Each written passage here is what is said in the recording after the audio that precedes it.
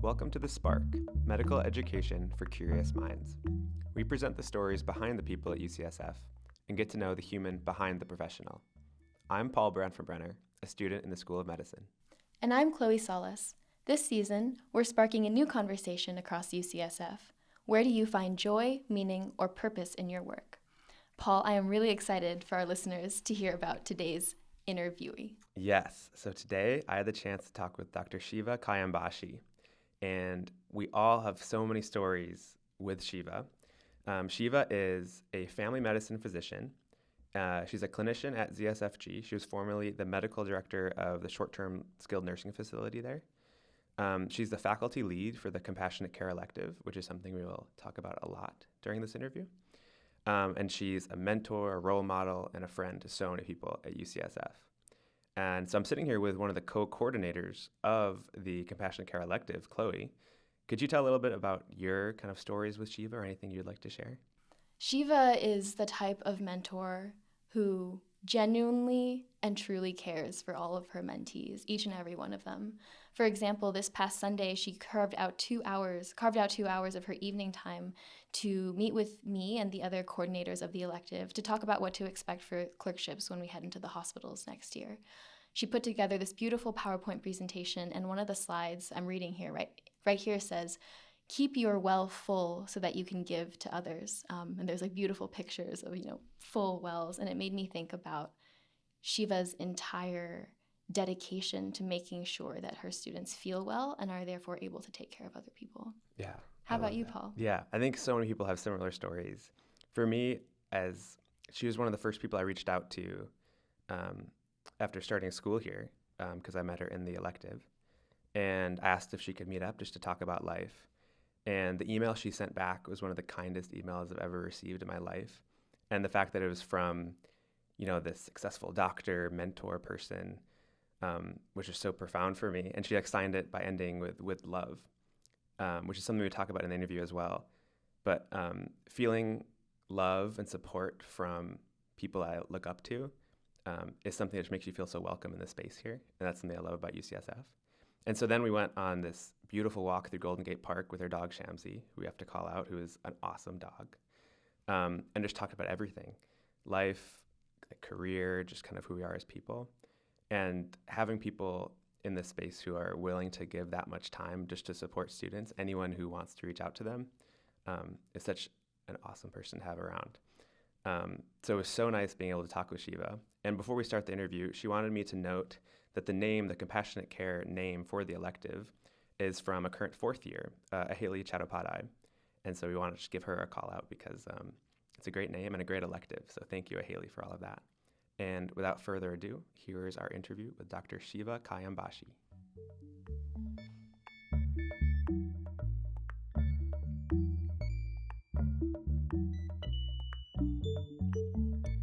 And welcome back to the Spark podcast. I'm here with our next guest, Dr. Shieva Khayam-Bashi.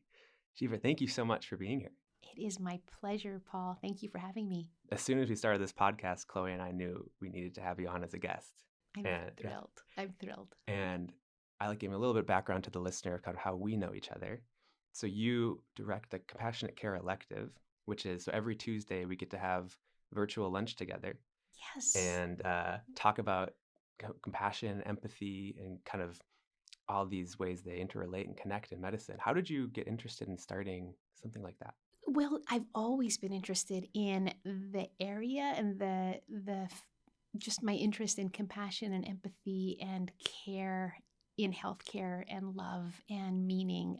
Those are just from the time I might have been born. I think I kind of came into the world with that perspective. I'm exaggerating a little bit, but in terms of medicine, Paul, I always, from pre-medical through medical school, always knew that the reason we're here is not only to learn the science of medicine, which is fascinating and just beyond understanding in a lot of ways, but just amazing that we know so much. But I knew that caring for a person who has an illness wasn't only going to be in the science part and the knowledge part of, choosing what antibiotic or knowing, what type of disease this is on a pathophysiologic level. It's also going to be communicating the care to the patient, and that's the compassion and love and empathy. So in medical school, it was a little bit challenging, but that was what I really understood in my heart, that that's what I'm here for, is to try to integrate both the knowing of the mind and the knowing of my heart, and to connect with people. And then once I became an attending physician and a teacher, for many years, that's how I infused my teaching, is always at the bedside, in small groups. In any setting, I try to just bring that energy in with my students and with the patients. And then when I had the opportunity a few years ago, a change in my own work life happened for me, and it brought much more time and space for medical education. And so this has been something in my mind for many years, is let's create a way for students who are interested to come together and talk about what compassion and empathy are and how you integrate that into your educational path and your career path. Yeah, I've loved that we've been able to do it kind of so early in our career. So it's a bunch of first years and second years. And every week you're able to bring in a different speaker, and we have discussions just kind of about each topic. Yeah. How do you go about picking kind of what speakers to bring in? What are some things you're thinking about? Oh, it's really wonderful, Paul. The first year I did this, it was a whole different iteration, but we've been doing it for 4 years now. And the way it's worked out is, after the first year, it really became student directed, and I rely on the students who did it the year before to come. And so a few students reached out to me after the first year, which I would have to admit wasn't the best iteration, as most things are not when the first time you do it. And then a couple of students reached out to me and said, would you be doing it again next year? And if so, I'd like to help. And so that's how each year it's worked out. So students, for example, this year in your class, no pressure, but if you're interested, you could come to me and tell me later on. And what we do is we meet in the course is held in the fall for first and second years mostly. And then by, sometime in the spring or before summer, somebody will reach out to me, and it's worked this way, and say, I'd love to be the student coordinator. So then we meet and talk about, who are your favorite people you've met so far? And who have you heard of? And then we end up just dialoguing together about, and then we invite people and we try to set up the schedule. It's actually pretty easy. It's not it's not a very hard thing at all, but the inspiration comes from the students and myself. I mean, I have some amazing friends and colleagues over my 20-something years at San Francisco General that I know, and at UCSF. So I don't want to make it all my choices. So we try to integrate, and I've met so many amazing people because the students have brought them to the course and made them guest speakers. Yeah, it is so great that it's student driven like that. But I want to make sure you are like the heart and soul of that too. And there was a moment in one of our earlier weeks. I think we were kind of around an exam time, and you kind of sensed that some of our classmates were getting kind of stressed about the exam. And you said, just kind of off the cuff, this quote: "You will not always know enough, but you always be enough."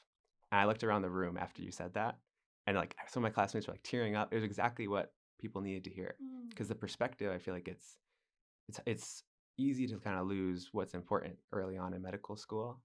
There's a lot of pressure to kind of know everything, and you forget the real reason why we're learning all this stuff is to help people. Kind of, I don't know if you remember that moment specifically. I remember it do you so know what well, was going Paul. through your Yeah, head I there? do. I actually got goosebumps because I didn't expect those. I've never said those words exactly in that way, so I don't know where that exactly came from, but it is a concept that I know in my heart of hearts that is true. And I did feel the energy from your classmates, that there was a lot on your minds. And I know I'm actually pretty far away from first year of medical school chronologically, but emotionally I'm actually still very with it, because when I think I'm a little too empathetic, I've been told that my whole life, but I feel where you are in a lot of ways, the anxiety and the uncertainty and the feeling of overwhelm. So every time I meet with my students, and you included, Paul, I just feel nobody's really exuding anxiety or fear, but I know where you are. You're being inundated with volumes of material that feel kind of impossible to learn. And I wish someone would have told me when I was a first year student, Shieva, it's really okay if you don't know everything or really understand everything that's being given to you. Do your best to be amazed by it, which I was. Do your best to be in awe and wonder of it, which I was. And do your best to learn it, which I did try. But no one told me that it also matters who you are. And so when I said that to your group, it felt real and it felt right. And I saw the looks on your faces, actually, and that's how I knew that it was the right thing you needed to hear. Yeah. Thank you for the feedback. I'm glad to know that it landed. Yeah. Yeah. in kind of your perspective, kind of looking back on your training and where you are now, what are some ways that you feel like either worked for you or have worked for other students that kind of allow people to maintain that perspective through this training? For myself, it's a really different story than what I think is working, what could work. I have to be honest that I think med school was really hard for me. Not that it isn't hard for everybody. It is hard for everybody. It is not an easy journey. So if anybody's listening and thinks that it's going to be easy, you're signing up for something really challenging. So just get ready. And there's no way to really be ready, right? But you know this is your calling. This is what you're meant to do. You're intrigued by the science of it. You're intrigued by the caringness of it. And so for me, to answer your question, my experience was, I was a student in the late 80s and early 90s. This is a long time ago. And in that time, there was no language or even concept of taking care of yourself. That was just not a thing for many years. It's really fairly recent, actually. And I'm glad that's a thing and and it shouldn't just be words or lip service. It's real. You need to take care of yourself. But when I was a student, that was not a thing for most people in my generation. And so we sacrificed a lot. And so what I mean by that is sacrificed our health and our well-being. And it didn't necessarily, I don't think, made us any better. If we turned out to be great doctors out of that, it was in spite of it, not because of it. So my journey was challenging. My first couple of years were absolutely, first and second year are just, I was in a state of perpetual awe and wonder. I was a sociology major and I minored in chemistry. I knew I wanted to be a doctor, but I wanted to be balanced. And I was just in awe of anatomy. I would just sit on the floor with all my anatomy books around me in a circle, and I would just really have trouble focusing on the details because I was just in awe of the details. Like, how is it possible that in my body this has been designed and it's happening right now? And I would look at my hands and my fingers and, whichever nerves and muscle groups I was trying to learn, I would visualize, but I was really just overwhelmed, a lot of times overwhelmed with that sense of just amazement and awe. And I did study and I did okay, but there was a time when I didn't do well on some of my exams. I thought it was the end of the world. I wish somebody would have told me, Shieva, it's really not the end of the world. You will never know enough, but you are enough and you will always be enough. But I didn't hear that. So I took a lot of these things way too seriously about like, oh, I'll never be a good doctor because I didn't do well on my physiology exam and so on. And those first couple of years were the challenge of learning and studying and just performing. And then for me, third year and on, which is the clinical years, and I'm looking forward to talking to you as you get into that space too, Paul. There's a whole nother challenge that happens. And I do mentor a number of students who are currently third years and fourth years. And third year changes a lot because a lot of what you learned on the ground level about the subject of healing and working in a hospital setting and with critically ill patients, it's not real until you're in it, right? So you're kind of reading about it and learning about it from a safe space. And then once third year happens, you're kind of, in those days, they would call it like just being thrown into the lion's den. I mean, you were just thrown into, there's so many metaphors, like to the ocean, sink or swim, right? Those are the language in that era. So I found that really the most challenging. I found my sensitivity to people's suffering was always immense. And I had no real protection or methods to care for myself, really, not only the time not being allowed for self-reflection or self-care, but also just I don't think I had the resources. Like I hadn't lived long enough or had been prepared for those kinds of things, for the assault on me emotionally to take on the suffering of my patients because I really cared and I didn't know how to manage that. So that was something that I journeyed into and sort of figured out on my own by way of asking others, my residents or interns, sometimes in attending, like, how do you cope? How do you cope with this? And, somebody mentioned I read poetry. So I went looking for poetry, and someone mentioned, well, I read literature, and I would go looking. Somebody mentioned she was Christian. So I went looking into Christianity and other religions and spirituality. And I just sort of explored and found my way. I wish that it were different and more structured. Like after I found my way to holding on to my sense of who I am and that it's valuable that I care for people and not a detriment, but I just need to learn how to hone that skill and not be destroyed by it. Once I kind of learned that, and it's a process, it's not done learning, it's a lifelong process. But once I got to a better place around it and more of a handle of what helps me, And I'd be happy to talk about that later if you'd like. But once I got that, then I, was very interested in teaching always. So as a teacher of medicine and in medical school, I just know there is no other way to teach than to attend to the person who's learning medicine, just like the person who's my patient, right? We're all people who are in roles. So I always just try to, help people know that they are important, that they are valued, your feelings matter, and learning how to cope with them and how to manage them, I think should be a part of medical education. Yeah. So to answer the part of your question about like how do students do it now, there's more structure, there's more care, there's more attention to self-care. I really love UCSF I think there's a lot of um, intentionality and true sincerity around wanting our students and our learners to be able to take care of themselves and to receive care that they need for all kinds of things that come up because life keeps happening. At the same time, there's the competing force of you still need to learn all of this. And I have heard students still say, we're told that we need to take care of ourselves, but when, right? When we don't have, so that hasn't changed in all these years. The nature of the volume of material to learn, there's probably more to learn now than there was 30 years ago, right? So how are you supposed to do that and also take care of yourself and also find balance? And I still think that time issue is probably the biggest challenge in medical education. Yeah. And one thing I would love to add as the resources that a ton of my classmates have is we have mentors like you. And I think that can't be understated how important it is, especially I'm 2 or 3 months into medical school and already there's so many people at UCSF who really care about students. And for you, where did that kind of emphasis on mentoring come from? Like when did you kind of always felt that? And I guess what was the process like for you to really make that a priority in your career? That's such a great question, Paul. I'm not, let me think about it. I know that I know we'll talk about this soon, but I'll just jump into it right now. The most meaningful thing about being a doctor is the relationships. And I think I can say this for myself. I don't want to say it for other people, but I have learned in my life at this stage, and I think I knew it, but not in these words. The most meaningful thing about life is relationships. And another word for relationships is love. And I'm not afraid of the word. I mean that in a very broad and general, all-encompassing way.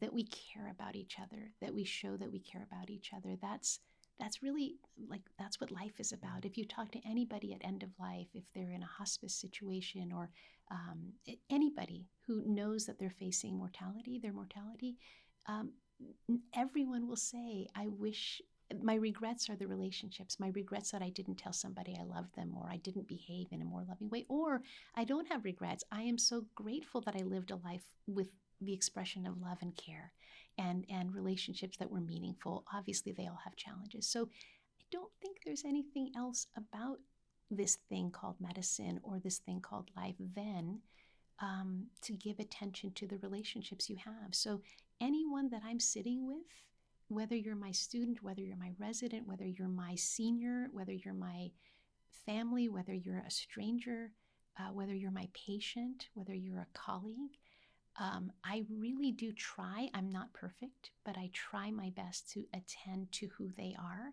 and hear them as a person. There's always an issue, like the learning issue or the situation at work. There's always an issue, but there's also the person in that there are three of us. There's me and you and whatever is the issue between us or around us. So it's never just about that issue. So I think that mentoring is just an extension of that for me. So when I was a student, I didn't really know about mentoring. I didn't really get much mentoring. There were some good role models, but I didn't really have relationships. And there were some not so good role models too, who I learned from as well. Like I remember thinking I will never be like that.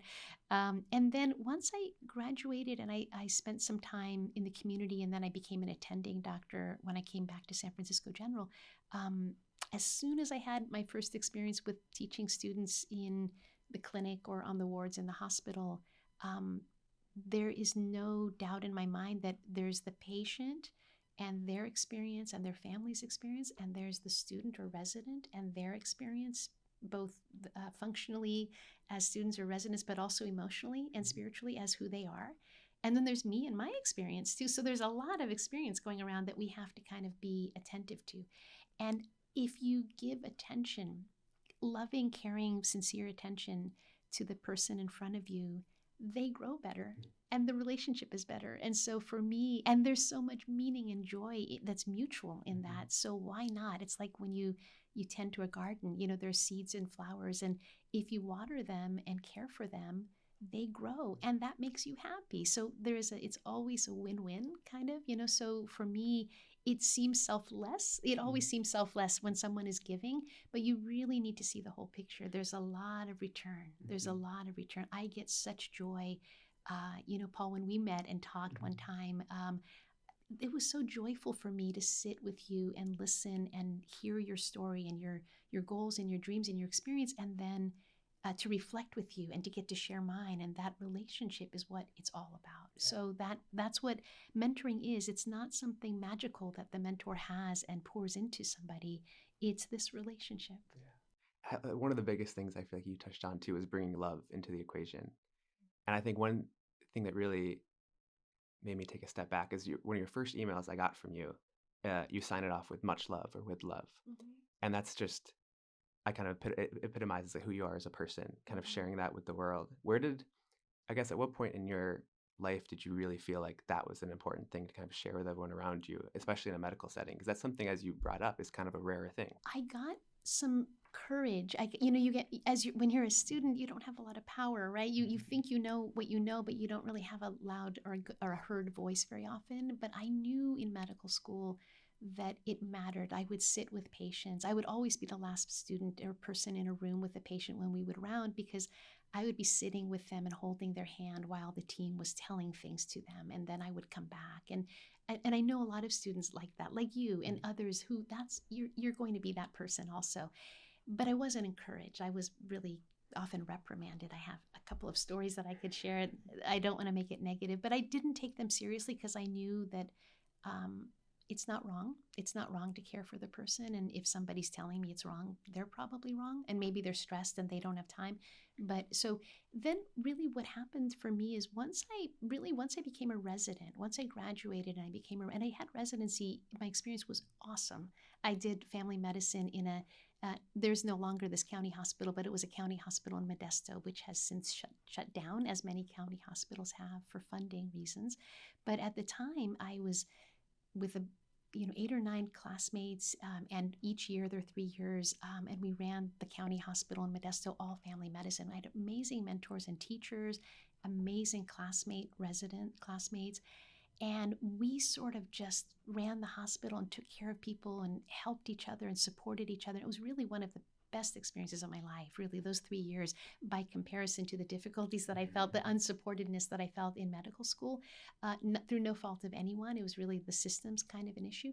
But I felt, no one per se told me, but I felt empowered to be my own person, and I tell students this: when you graduate and you become a doctor, you're not suddenly a doctor, like you don't really know everything, but you actually have a lot more authority. Now you are the doctor, you are the intern the first year or the second year, but you have more authority to be you and to obviously always run all of your medical care with a conscience and the right thinking around what to do for people. But also your relationships they're your relationships, they're your patients, they're yours, you are each other's. And so for me, there were times when with patients I would give them a hug. They would ask for a hug, or I would offer a hug, but I learned to trust my instinct, always with caution, always with care about not offering something that might not be wanted, but always reading cues from your patients and the families. But there were times when it was really needed and valued, and so I would get feedback. There was a time when I was caring for a very sick family, really the patient, but the whole family in the ICU. And I was an intern, and I think this was one of my very big moments. Can I share that with you now? Of course, I would love to hear that. So it was my first year, and this patient was critically ill. And really, what I was learning from my attending doctor, because you're still learning a lot in your first year, especially, was that this was not going to be a winning battle. This poor man was going to probably not survive this. And so she asked me to have the family meeting outside the ICU with the son and the daughter, who were like teenagers or maybe a little older, and the wife, and maybe there was another family member. And I didn't know if I was ready to do it, but she seemed to think I was. And so I shared the information in English, not in medicalese, but in English language about what was going on for their father. And I explained things the best I could in a very clear, I hope, and simple enough way, and answered questions. When they cried, I got up and got Kleenex and came back. When it was appropriate, one of them reached out her hand and I held her hand as she cried. These are very simple human things. You don't have to be a doctor to know how to do them. In fact, if you're a doctor, you often might not have been taught how to do them. But I looked to my attending doctor and she helped answer some of those questions. It was a very difficult time. There was sobbing. And I felt very emotional, but I knew that I can't sob also at this moment. But I know I had tears and they could see that I was affected. And after it all, there were backs and forths, and I gave them updates. And at the end of that night, their loved one, their father, husband, loved one passed away, and they were able to come in and say goodbye. And it was meaningful. It was a really deeply meaningful, and I think the biggest moment of their lives, actually.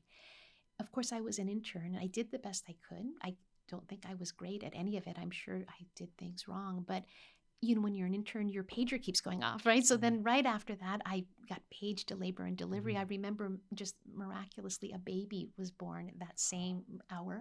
I was a part of that, and I got to catch the baby. The woman gave birth, and I was there. It was really amazing, and many calls to the ER, to everywhere else. And so it was a really busy night, and a call night. And meanwhile, life continued for me. Being an intern in residence, really busy. You're very overwhelmed with things that are occupying your time. And about a year later, I'm a second-year resident, and I'm rounding in the wards of the hospital, and I'm just being busy, right? And I'm trying to be attentive and caring.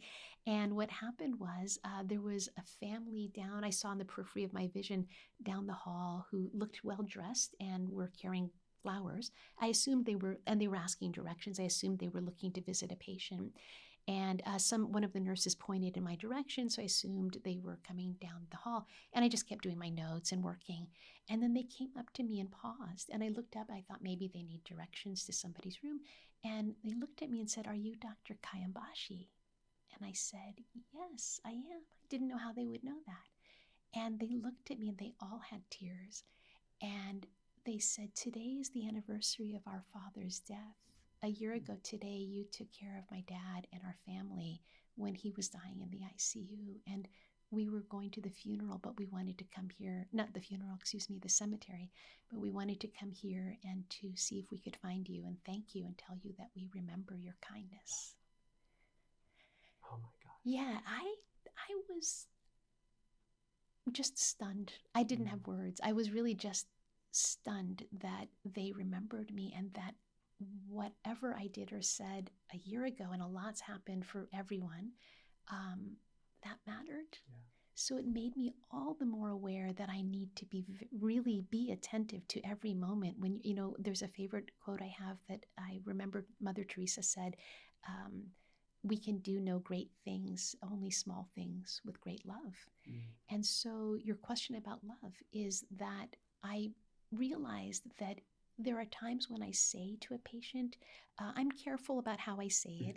I don't want it to be misread, but I'll say, "We love you, Mr. Jones," on the unit, or, "We really care about you. I really care about you." I feel like being explicit really matters. And so I've learned that family made a big difference to me, really, that they validated in a way that I don't think anyone could have, that who you are and how you are with people really matters. It's not just the medical information and knowledge really matters too. I needed my attending who knew a lot about ICU care to guide that, and I learned a lot.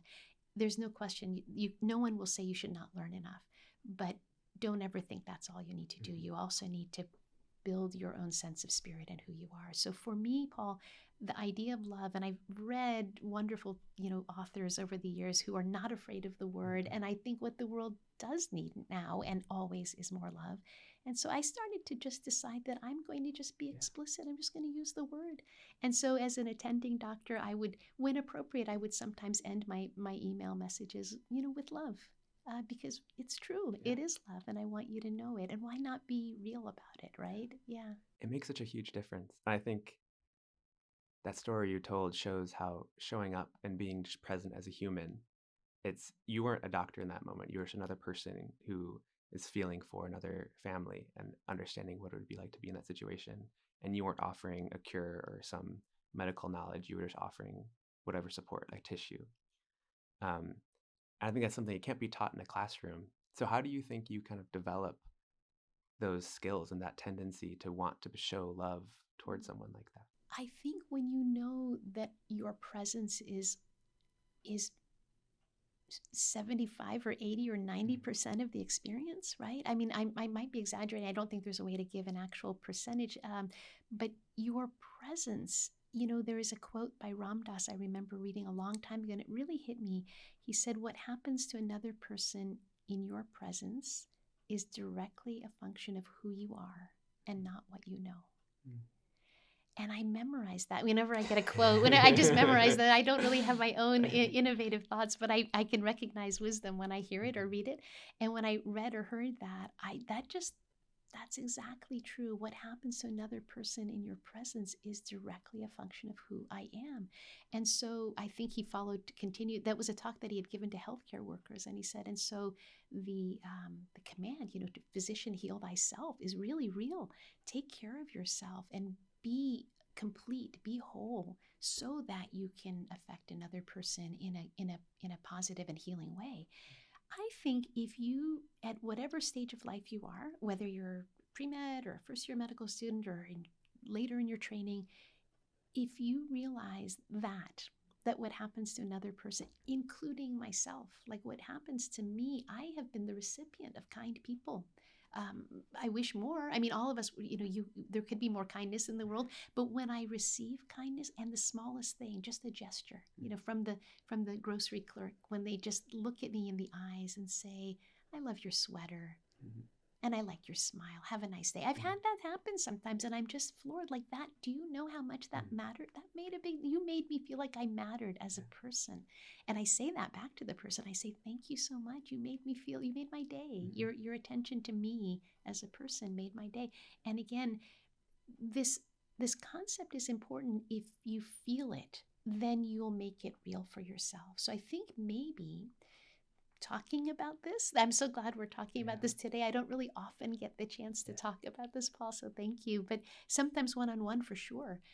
But talking about how, let's just be real. What are we really here for? We're really here to care for each other. And so what do we need to do? We need to learn this material. That's good. Do the best you can. Learn as much as you can. You'll forget a lot of it, truth be known, because a lot of it, new information will come and replace it. But learn the best you can how to think about things and how to ask the right questions and how to get to the right condition, the differential diagnosis of what might be wrong, and doing the right exam. And those things are really important. Ordering the right tests and finding that a diagnosis and then finding the right treatments. And, those are so important. But a robot can do that now, right? It didn't used to be, but now there really is AI and robots can do that.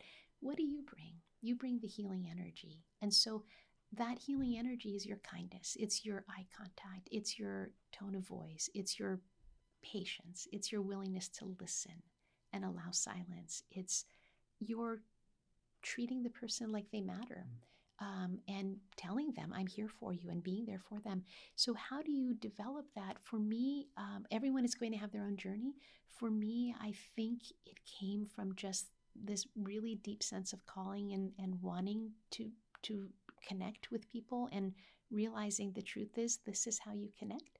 And a lot of, self-therapy in a way, like just looking for the right validation from different people. So for me, it was a lot of reading the right authors, reading the right physicians who believe in the same thing, who've written a book, right? Or something like that has helped me a lot to validate the path. So I think just being conscious of what matters to you, for me, I think this is it. And so, but it doesn't take away from the fact that I'm also fascinated by the knowledge and science of figuring out what's wrong for somebody and doing the part as opposed to being. They're both important, but knowing what to do for a patient and watching them get better. It's just, there's nothing better than that. And being a part of that experience, right? So I'm not sure I answered your question. No, you answered so much more than my question. Okay. I think it just shows these are things that go way beyond the clinic or exam room, and everyone can kind of learn from them. We're showing up, showing someone that they matter. These little acts of kindness really go such a long way. And I feel like we just have unlimited potential to show love when we kind of allow it. And I really appreciate that you are kind of helping build the culture here to allow us to, be human and show up for people in that way. I could talk to you all day, Shieva. I could talk to you all day, Paul. Thank you. Thank you so much for being on the podcast. This has been such a great conversation. We'll talk so much more soon. We will talk a lot more. It's been my joy and my pleasure. Thanks for inviting me.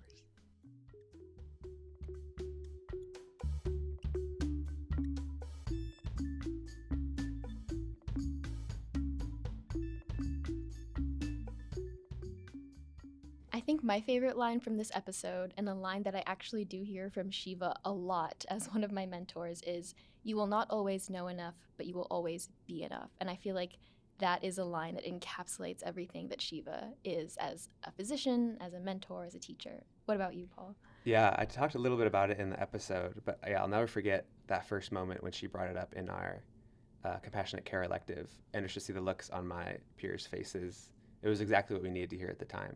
And kind of building off of that, I think one thing I've really learned from Shieva is how to allow yourself to bring love into clinical settings and working with patients as well as our colleagues. And the way that she uses love reminded me a lot of Bell Hooks. She wrote All About Love, and which I recently read. And a definition she has, she describes love as the combination of care, commitment, knowledge, responsibility, respect, and trust.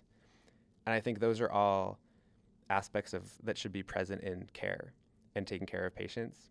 And so the ability for Shieva to bring love into clinical settings and be brave enough to use that word and bring those kind of emotions into it, I think is just so powerful and important. Absolutely. I think a lot of the times in medicine we try to stray away from the emotional aspects of the practice and focus on the biomedical, the biopsychosocial, but acknowledging that clinicians can carry these feelings with them is really important.